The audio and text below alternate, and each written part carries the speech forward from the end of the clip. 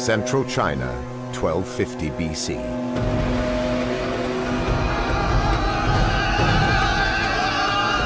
The Shang dynasty is at its height.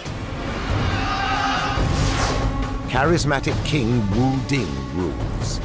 By his side, Fu Hao, his warrior queen, commander of armies, invincible in battle. For years, archaeologists could only speculate about who the mysterious Shang were and where they came from.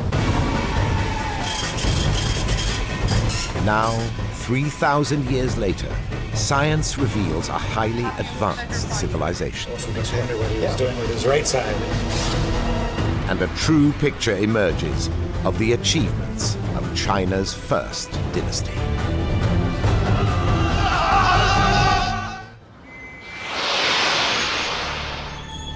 Anyang, China, over 450 kilometers south of Beijing.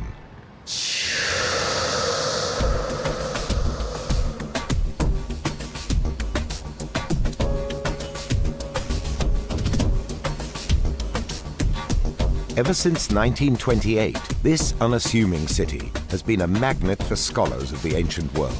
For Anyang is the birthplace of Chinese archaeology. It's the longest-running excavation in China and one of its most important. 2009. Archaeologists from across the globe converge on Anyang.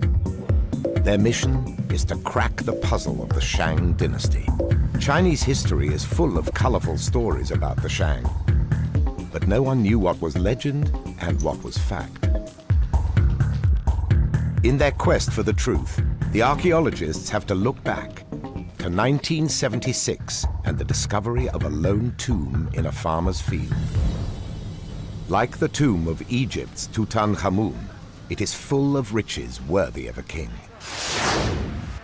15,000 tombs have been found at Anyang, but this one is unique. For it's the only unlooted royal tomb of the Shang era.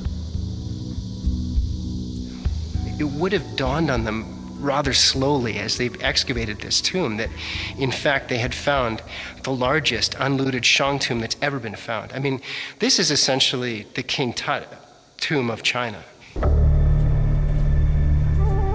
The tomb dates to just 75 years after Tutankhamun's burial and 1,000 years before China's first emperor. Packed full of treasures, the tomb contains finely carved jade creatures and figurines, bone and ivory artifacts exquisitely carved, thousands of cowrie shells, over 100 battle axes, spears, and daggers with lethal blades, and an impressive collection of beautiful, intricately made bronze vessels.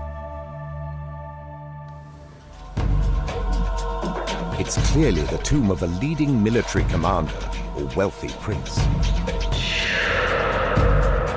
But when archaeologists decipher the name on some of the bronzes, they are in for a surprise.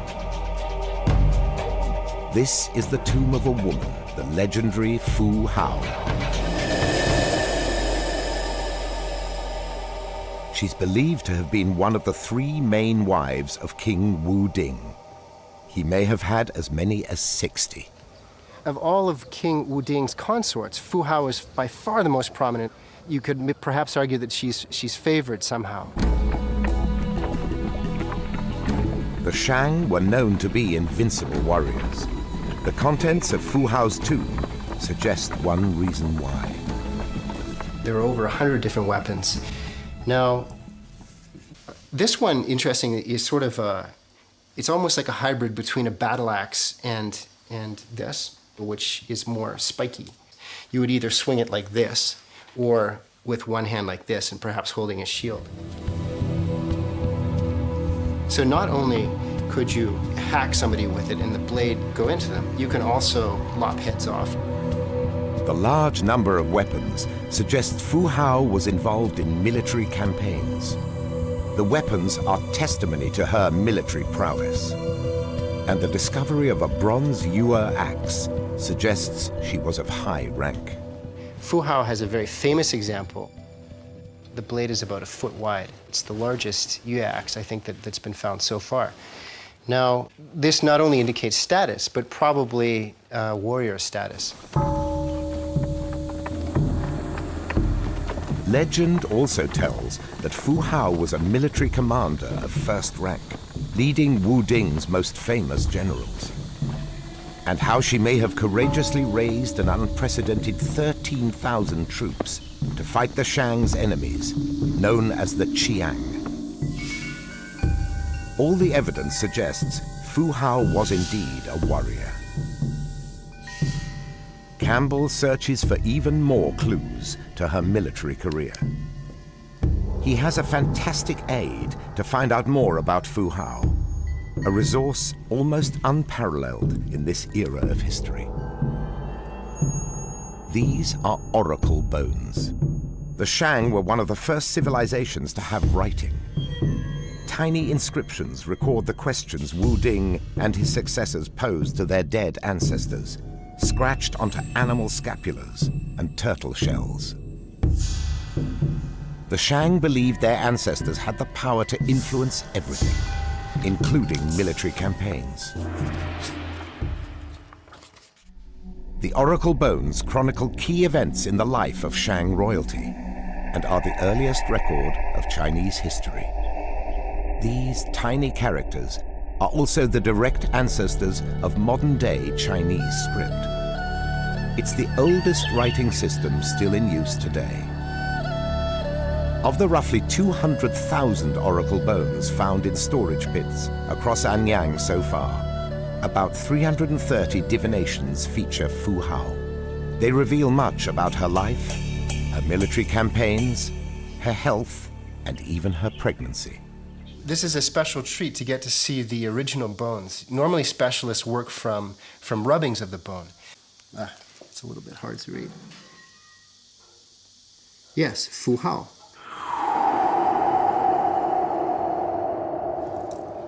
The text is tiny, and scholars still struggle to interpret all of the characters, but Campbell arrives at a ballpark meaning. Stepping back and putting it all together, the prince wants to take Fu Hao to enter this particular place. He wants to gather up troops to launch an attack and bring Fu Hao with him to do something that's not clear. Basically, what the prince is divining about is whether or not he should go ahead with this military plan. The oracle bones tell of almost constant war during Wu Ding's reign. He was even known as Ding the Warlike. Wu Ding and his beloved Fu Hao were leaders of a society founded on war.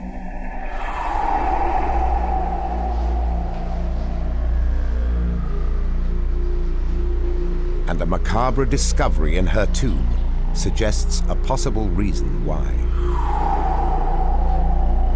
Fu Hao shared her grave with 16 people, sacrificed at her burial. Harvard archaeologist Rowan Fladd believes Fu Hao's tomb confirms the legends of the Shang's passion for human sacrifice. So this is a plan of Fu Hao's tomb. There was one in this pit, which was underneath Fu Hao herself. Then there were 8 other individuals who were outside the coffin, but inside the chamber. Then there were 3 in niches that were carved into the sides of the tomb trench. On top of the tomb chamber, in between the 2 niches, there were 4 more individuals. There was one here that was just really a head. He probably wasn't smiling. There was another individual here who had been cut in half. Among these 16 individuals, there were 2 females and there were also 2 children. It's quite plausible that these children would have been buried within the tomb chamber, closer to Fu Hao, and they may even in fact have been Fu Hao's relatives or even her children. Archaeologists believe the Shang performed 2 different types of human sacrifice. Retainers, members of her household, including her servants, who were buried close to her coffin,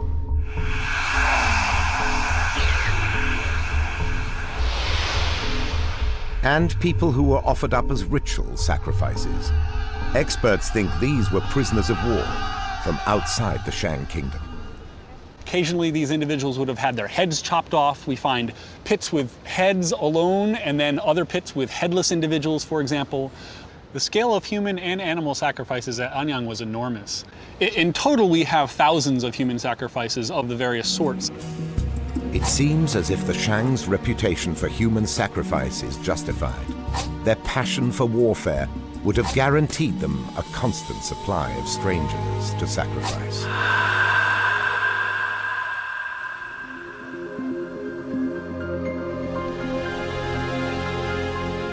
The weapons and human sacrifices buried with Fu Hao confirm the legend of the Shang as warlike. But the treasures in her tomb would reveal a different side to China's first dynasty.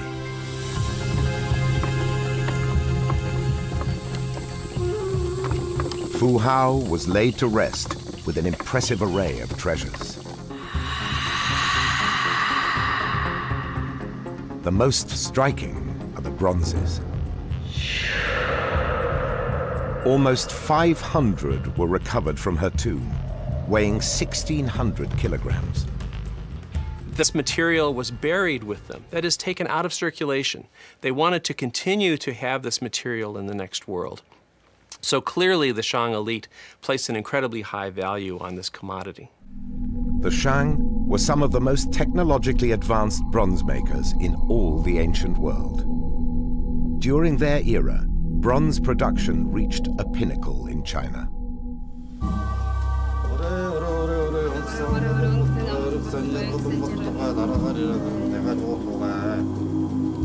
Bronzes were status symbols, as important in life as in death. Fu Hao and King Wu Ding used them for ritual ceremonies. Offerings of food and wine were made to their dead ancestors, who they believed required sustenance from the living.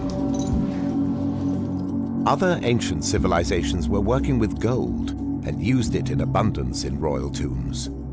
Gold was available across China, but there's no trace of it in Fu Hao's tomb. One very interesting question is, why don't we see more gold in this rich, powerful, complex society? We value gold because it's shiny, it doesn't tarnish, it's found in smaller quantities, so it's a rare commodity. But that doesn't necessarily mean that the Shang would have had these same attitudes towards this metal. The Shang elite favored bronze over all other metals. They knew how to make bronzes on a scale unmatched anywhere in the ancient world. Archaeologists are intrigued by their size. At 1.5 meters tall and weighing over 800 kilos, the largest Shang bronze is almost the size and weight of a VW Beetle. It's the biggest cast bronze from ancient history ever found. Fu Hao was buried with almost 500 bronzes, a third of them ritual drinking vessels.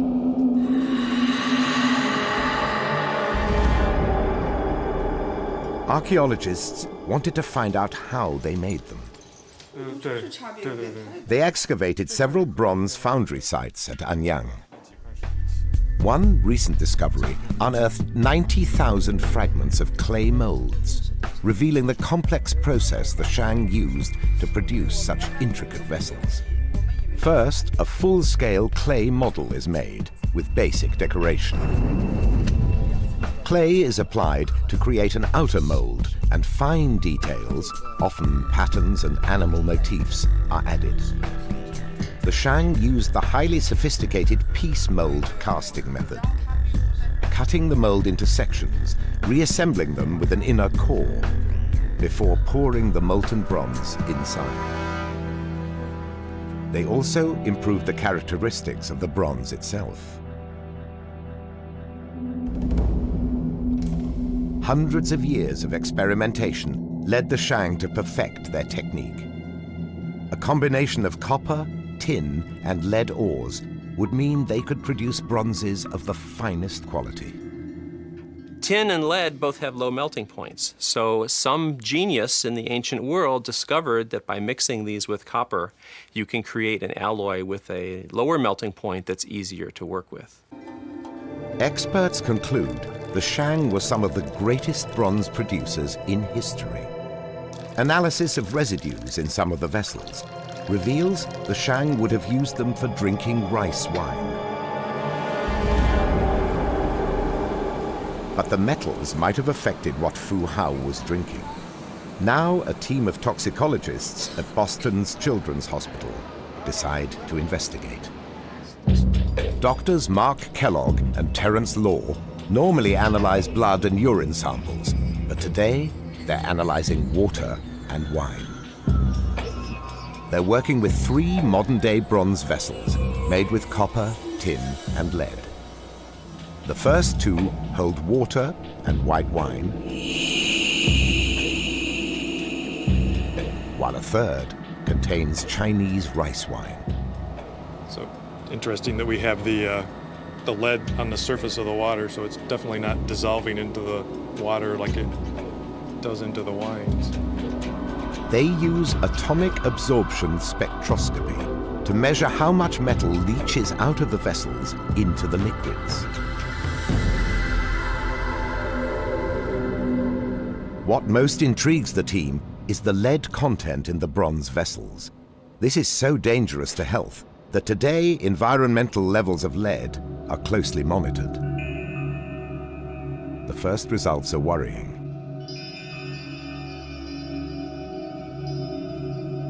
It's the high acidity of the rice wine that does the damage. After just 1 minute, the lead reaches 2,500 micrograms per liter. This peak here with this amount of absorption is a very high level of lead. It would be toxic to a human.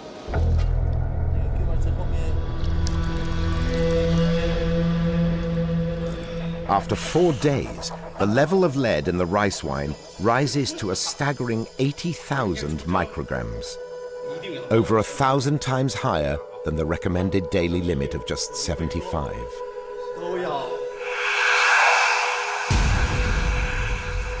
The Shang were drinking a highly toxic brew.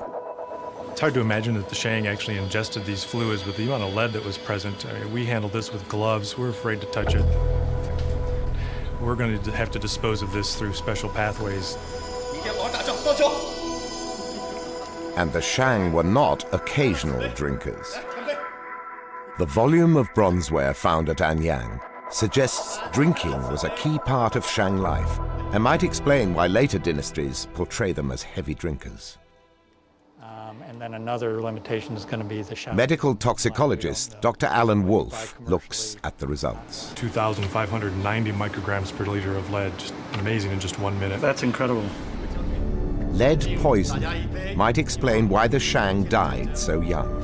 Analysis of skeletons show men lived to an average age of 35, while women lived to just 30. Drinking lead-contaminated wine, 500 mLs or a liter per day, that could be life-threatening within weeks, in my opinion. Even if it wasn't, they would undoubtedly have the serious effects of chronic lead poisoning. Lead is a neurotoxin and can cause changes in behavior and personality. In high quantities, lead attacks the central nervous system, resulting in seizures or coma. Fu Hao's skeleton didn't survive for scientists to discover how she died. But is it possible lead poisoning may have killed her? We don't have Fu Hao's body. We speculate a lot about what her life was like. But the fact that there were so many bronze ceremonial vessels, drinking goblets, and materials found in her burial site suggests that, without a doubt, Fu Hao, if she was drinking contaminated rice wine, she would have suffered the effects of chronic lead poisoning, and who knows, it may have even shortened her life. It seems the Shang's passion for bronze may have proved deadly.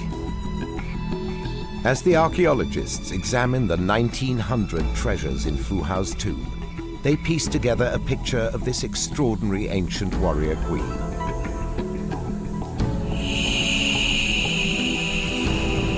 A woman who liked beautiful things and was beloved by her king, Wu Ding. A woman of astonishing wealth, and so respected by her king that she took part in ritual ceremonies and was entrusted to lead troops on the battlefield.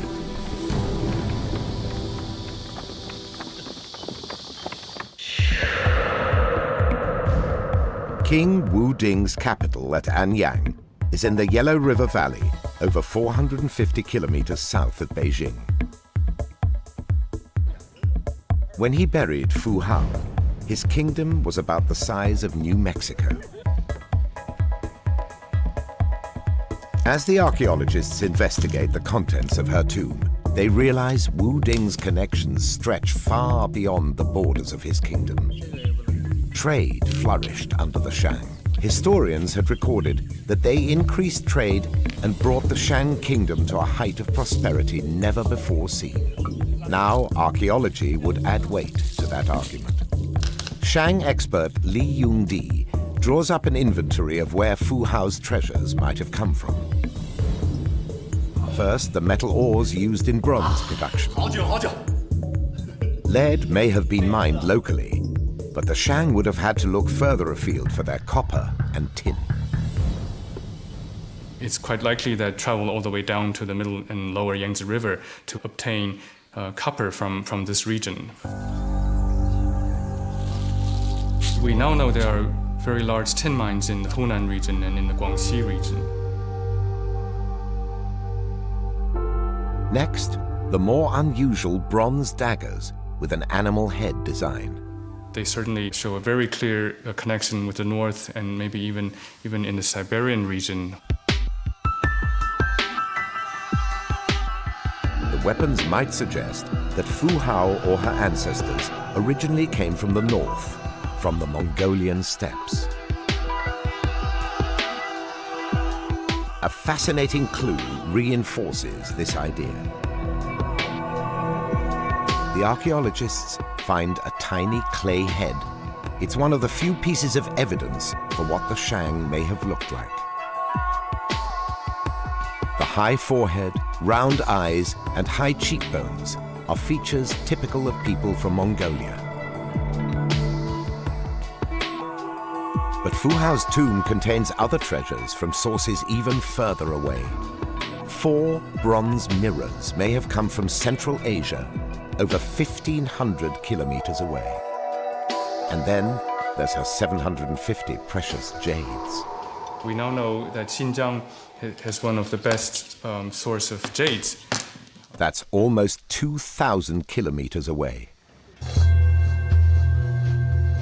Fu Hao's tomb, it turns out, is full of exotic treasures with links stretching great distances. More than 1,000 years before the famous Silk Route, the Shang already had trade connections stretching as far as the Eurasian steppe. But perhaps the most unusual items are the cowrie shells. There were almost 7,000 in the tomb. They were placed in the coffin with the jades, suggesting they were highly prized. They might have come from the nearest coast, over 500 kilometers to the east, but they may also have been sourced from oceans as far as almost 5,000 kilometers away. You can easily find them along the seacoast of China, down to Southeast Asia along and go to Indian Ocean and even into Africa. The cowries may have got to Anyang along a southern silk route from the Indian Ocean, crossing southwest China and north to the Shang capital. Li concludes Wu Ding's Anyang was a remarkable city for its time. I think too often people forget the fact that even though it was almost 3,000 years ago, Anyang was a Bronze Age metropolis. It was utilizing resources from all over China. And beyond. A millennium before the Roman Empire, Wu Ding's kingdom had trading connections that stretched thousands of kilometers across the world's highest mountain ranges and one of its most inhospitable deserts. Then, an unexpected discovery reveals the Shang kingdom was more than just trading long distances.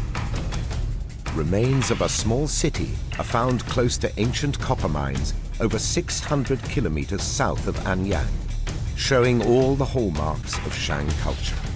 So the question, of course, is what is the Shang settlement doing so far south? This was set up to maintain Shang control, possibly as a military outpost, to control access both to the copper ores located in this region, but also to the transport network to get these ingots of metal back to the north.